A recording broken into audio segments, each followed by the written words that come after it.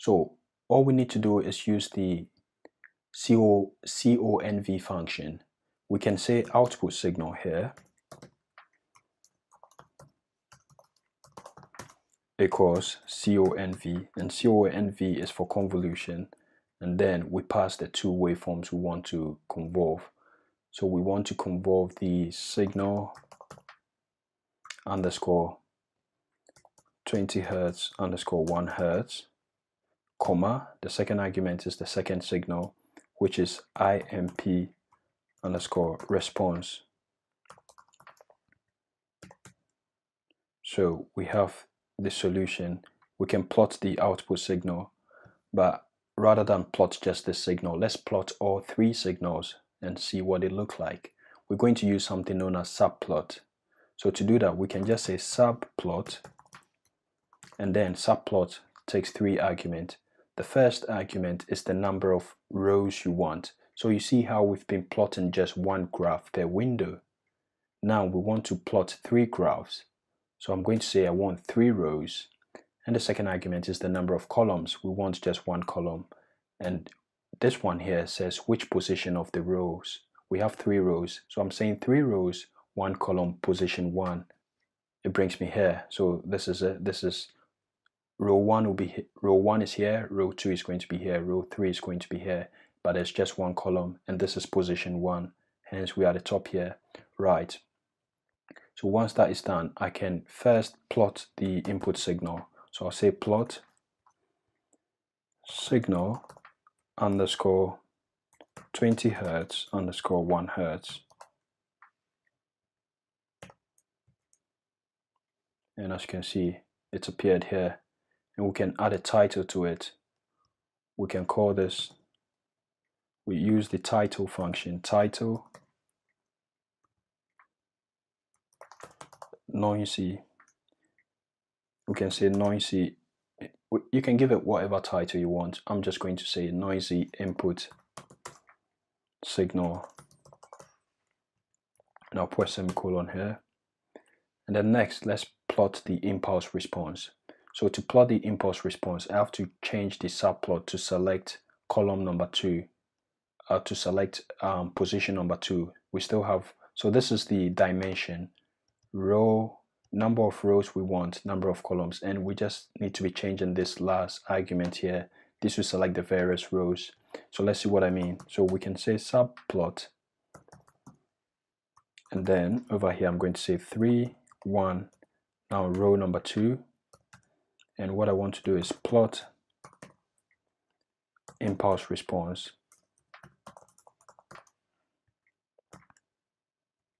And as you can see, if you check here, the impulse response has appeared over here, and we can give it a title as well.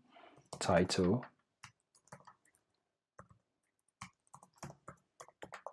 impulse response, like this, and the title will appear. And we plot, finally, let's see the result, the output signal, the result generated by the convolution. So now we are going to say 3, 1, 3, that's the last row. So subplot 3, 1, 3. What we want to do is plot output signal, output underscore signal, like this, and we have to give it a title.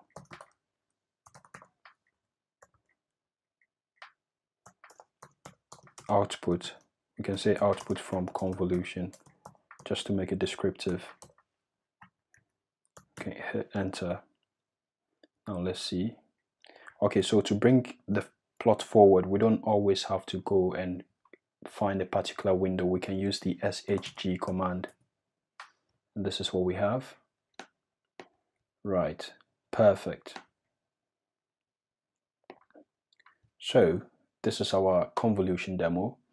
So we started with this input signal, and we created this input signal together. We took a 20 hertz signal and a 1 hertz signal, we combined them, and then we ended up with this very noisy signal. Then we went to the filter design tool, and then we created this impulse response, and this impulse response was specifically designed to be a low pass filter with a pass band of 1 hertz and a stop band of 5 Hertz. When we convolve these two, this is the output signal that we get. So in effect, we've just designed a low pass filter.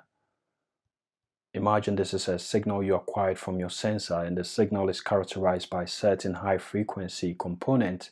You can just import the signal to Matlab and design the impulse response given your own passband and stop band, and you'd get your output. You get your output signal like this, and you can use CSV write to write the output signal out of Matlab and export it to a file. So this is a very descriptive. In fact, let's add a heading to the entire window. To add a heading, we can say SUP title, meaning super title, and I'll just call the title of the entire window convolution, like this. Okay, subtitle. I think this has been removed from Matlab 2018.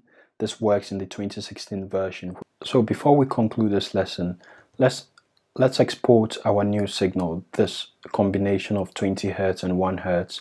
Let's export it to a .txt file so that we can use it in coming lessons rather than create signals from scratch all the time.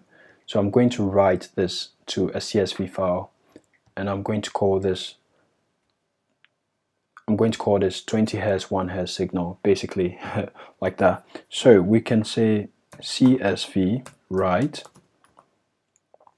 and then we want to write it to this file. We call the file underscore 20 Hz underscore 1 Hz underscore sig.txt. This is the file name, and then what we basically want to write is this one here, the combination of 20 Hz and 1 Hz. We can copy this and paste it here like this, and I put a semicolon, and as you can see, it's appeared here. So we have this signal here in our folder. So this is all there is, and I'll see you in the next lesson.